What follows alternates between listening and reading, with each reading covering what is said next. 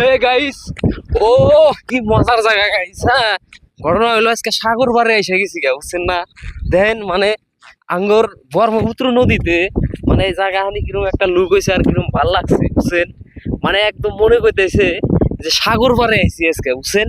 আপনারা দেখেন দৃশ্যগুলা মানে এই জায়গার মধ্যে মানে হেনে যদি দুইটা চেয়ার ফালাই, ঠিক আছে, সামনে যদি একটা ডাইনিং টেবিল রাখি, হ্যাঁ, তারপরে ধরেন খাওয়া দাওয়ার আইটেম যদি থাকে, কিরম ভাল লাগবে এই জায়গাটার মধ্যে কনছে। হ্যাঁ, আমার কাছে কিন্তু মানে ধারণার বাইরে ভাল লাগছে। হ্যাঁ, যার জন্য আপনাকে গেলাম মানে এই জায়গার মধ্যে যদি দুইটা চেয়ার ফেলায় একটা টেবিল নিয়ে বসি, বিন্দাস হালকা একটা আলো জ্বলায় রাইতে, একদম মজার ভাবে, বুঝছেন, রাইটটা কাটাবো, খুবই ভালো লাগবে, বুঝছেন? মানে এটা একদম চরে আইছি, চরে আঙ্গরে মানে জলেশ্বরের পশ্চিমে চরে আইছি, বুঝছেন?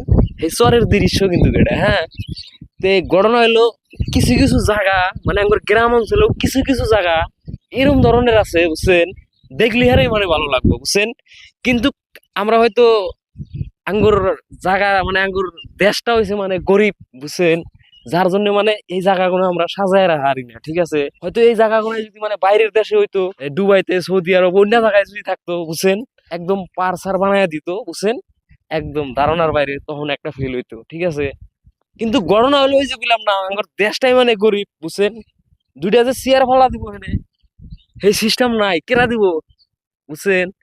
নদীতে ভাঙ্গা নিয়ে গেছে চেয়ারটা, তো দেন ব্রহ্মপুত্র নদীতে মানুষের বাড়ি ঘর, তারপরে আপনার জমি জমা যত আছে মানে ফসল টসল ফুদ্দা ভাঙ্গা নিয়ে গেছে, বুঝছেন?